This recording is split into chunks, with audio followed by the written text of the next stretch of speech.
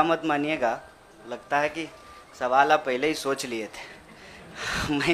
मैंने ये नहीं कहा था कि कांग्रेस खतरे में है, हमने कहा देश खतरे में है, लोकतंत्र खतरे में है, आइडिया ऑफ इंडिया खतरे में है। आपने वो वीडियो देखा क्या, लाश के ऊपर डांस देखा ना? दिल पसीज गया होगा आपका। आपको नहीं लगा कि मैं इसके लिए कुछ कर पाऊँ, कुछ भी कर जाऊँ जो मैं कर सकती हूँ। आप जब सुनती होंगी कि बलात्कार हो गया किसी महिला के साथ, आपका गुस्से से जो है ना पूरा शरीर कांप जाता होगा। देश खतरे में है। पार्टियां तो बनती रहेंगी, पार्टियों की कोई कमी है क्या? हर शाम पार्टी होती है इस देश में। पार्टी नहीं बचाना है, देश बचाना है। और देश बचाने की मुहिम में जो पार्टी रहेगी वो पार्टी भी बचेगी। और मुझे इस बात को कहने में कोई दो राय नहीं है। मैंने जितना इतिहास पढ़ा है अभी तक का एनसीईआरटी में जो लिखा हुआ है, अब अगले बार 2024 में क्या लिखा जाएगा नहीं पता। उसमें तो यही है कि देश को आज़ादी जो है वो महात्मा गांधी ने, सुभाष चंद्र बोस ने, सरदार वल्लभ भाई पटेल ने, क्या भाई हार्दिक, इन लोगों ने ही दिलाया ना। यही लोग लड़े थे। जो माफी मांगे वो वीर हो गए। आप सोचिएगा इसको।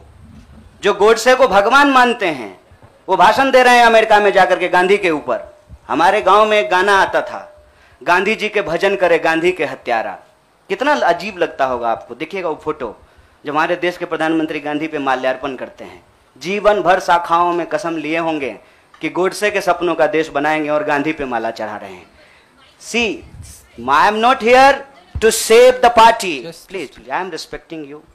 As a citizen, you can respect my right. देश खतरे में है।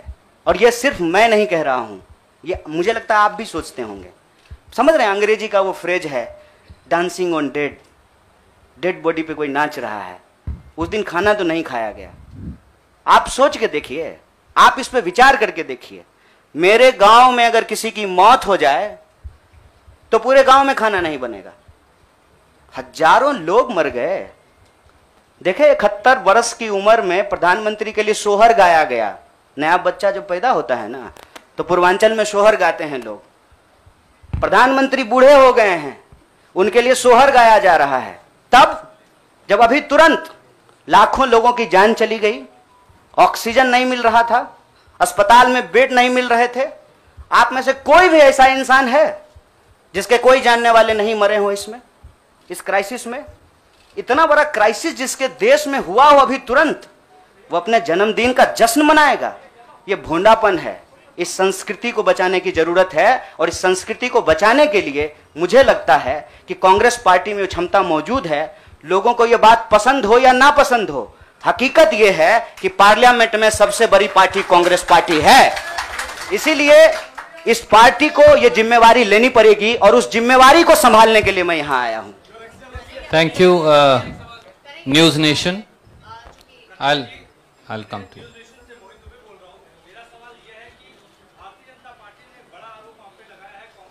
जनता पार्टी का आरोप को कौन पूछता है? आपका कोई आरोप है मेरे ऊपर? भारतीय जनता पार्टी को मैं सीरियसली नहीं लेता हूं। आपका कोई आरोप है? आप सवाल पूछिए। साहब, जो साथी पीछे खड़े हैं, थोड़ा आप शांति का दान दीजिए प्लीज। अरे भैया प्लीज, दुबे जी आप पूछिए please. Ask your question quickly.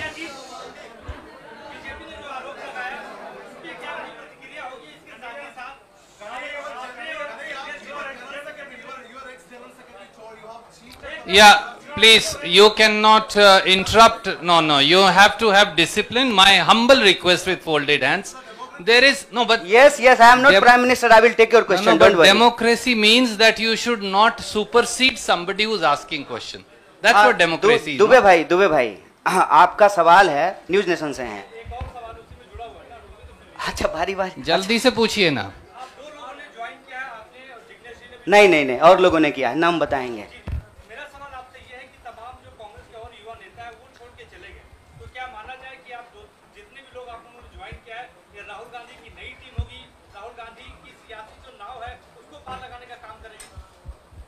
देखिए, मैं यही कह रहा हूँ, हमारे देश के लोगों के पॉलिटिकल इमेजिनेशन को कुछ हो गया है।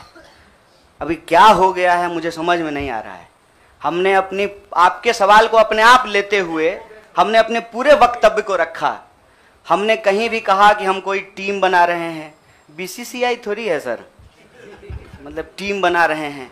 मैं कह रहा हूं कि भारत की परंपरा, चिंतन परंपरा, सोच, जिस पे आपको गर्व होता है भारतीय होने के चलते, उस परंपरा को समेटने का, उसको आगे बढ़ाने का काम देश की सबसे पुरानी पार्टी कांग्रेस पार्टी ने किया है।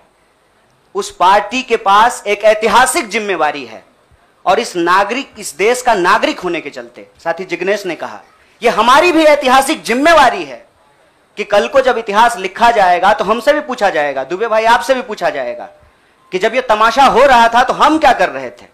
हमने वो कहानी सुनी है बचपन में, आपने भी सुना होगा। जंगल में आग लगी, एक कोयल अपने चोंच में पानी भर करके जंगल की आग बुझाने की कोशिश कर रही थी।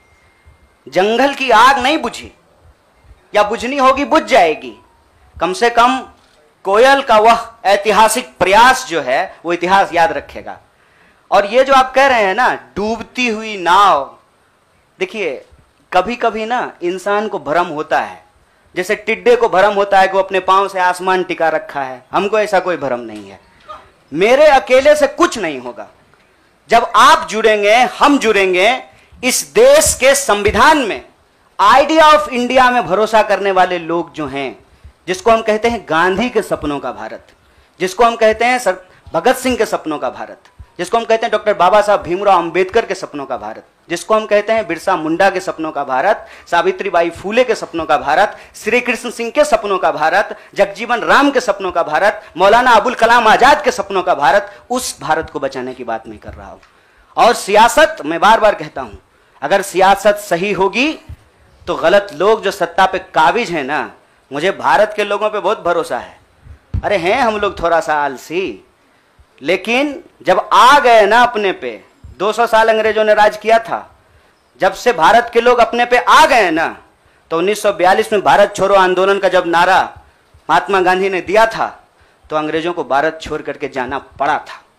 और उस वक्त जो लोग अंग्रेज से पेंशन ले रहे थे, माफी मांग रहे थे, वो आज एनसीईआरटी की किताब बदल रहे हैं कि अपना नाम भी हम बीड़ों में लिखवा लें।